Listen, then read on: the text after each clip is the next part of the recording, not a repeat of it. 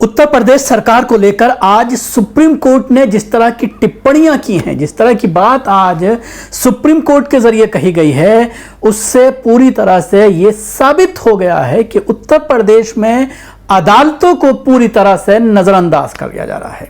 सबसे बड़ी बात यह है कि देश की सबसे बड़ी अदालत सुप्रीम कोर्ट के आदेश को भी न सिर्फ नजरअंदाज किया जा रहा है बल्कि उसको सिरे से खारिज किया जा रहा है।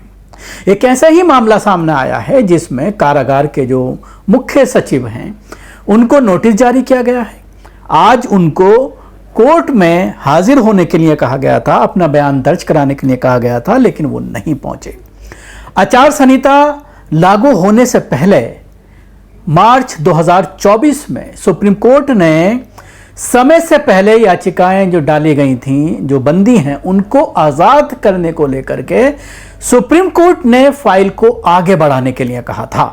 लेकिन ऑर्डर देते वक्त ही सुप्रीम कोर्ट ने उत्तर प्रदेश सरकार के वकील को यह निर्देश दिया था कि इस आदेश में इन फाइलों को आगे बढ़ाने में आचार संहिता बीच में नहीं आनी चाहिए।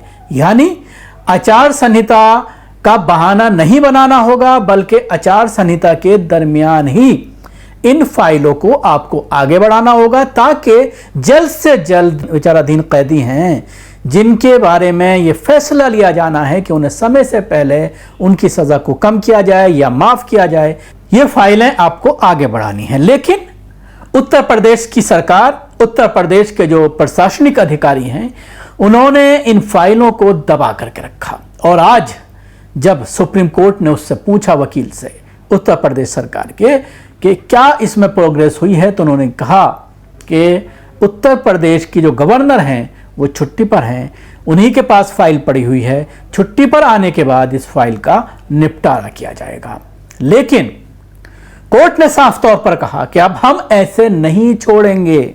आपको बताना चाहूंगा कि उत्तर प्रदेश में जिस तरह से अराजकता का माहौल है, बिल्डोजर का जिस तरह से इस्तेमाल किया जा रहा है, जिस तरह से मुसलमानों के इनकाउंटर किए जा रहे हैं, जिस तरह से गाय के नाम पर मुसलमानों को टॉर्चर किया जा रहा है, और आप देख रहे हैं कि रोजाना रिश्वत की जिस तरह की वीडियो सामने आ रही हैं और उत्तर प्रदेश पुलिस के ऊपर जिस तरह के सवालात खड़े हो रहे हैं, खुद भाजपा के कुछ नेताओं के जरिए भी इस तरह के बयान सामने आए हैं कि उत्तर प्रदेश में चरम पर है भ्रष्टाचार। लेकिन ये तमाम चीजें होने के बावजूद मीडिया इसको भ्रष्टाचार नहीं मानती और योगी सरकार को क्लीन चिट देती हुई नजर आती है। अब क्या है पूरा मामला, आइए मैं कोर्ट का जो ये पूरा मामला है जिस पर आज फटकार लगी है वो मैं आपको तफसील से सुनाता हूं। अदालत ने यूपी सरकार को फटकार लगाई है क्योंकि उसने दोषियों की रिहाई के निर्देश देने वाली अदालती आदेश का पालन न करने के लिए आचार संहिता का हवाला दिया था।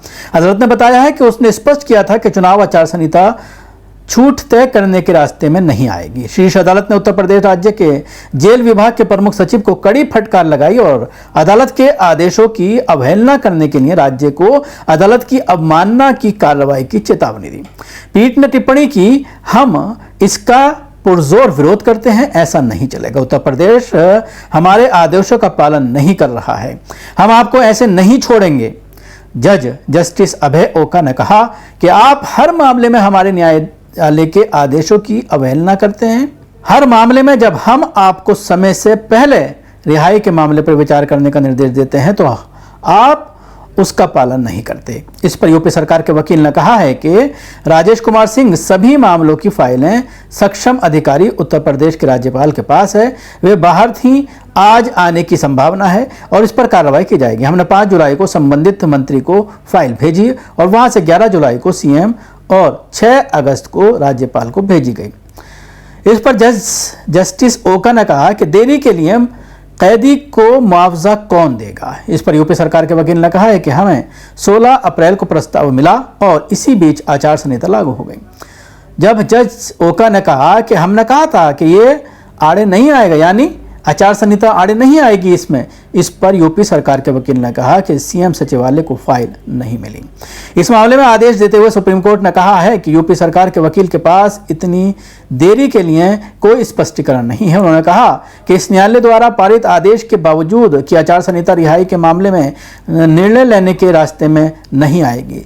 सीएम के सचिव को भेजी गई फाइल स्वीकार नहीं की गई। आचार संहिता खत्म होने के बाद ही फाइल सीएम सचिवालय को भेजी गई। हम यूपी सरकार के वकील को निर्देश देते हैं कि वे हलफनामा दाखिल करके उन अधिकारियों के नाम बताएं जिन्होंने फाइल लेने से इनकार कर दिया। कोर्ट ने अपने आदेश में कहा है कि वो ये भी बताएंगे कि क्या उन्होंने संबंधित अधिकारियों के सक्षम यह प्रस्ताव करने का कोई प्रयास किया कि सरकार को न्यायालय के आदेश का पालन करना होगा।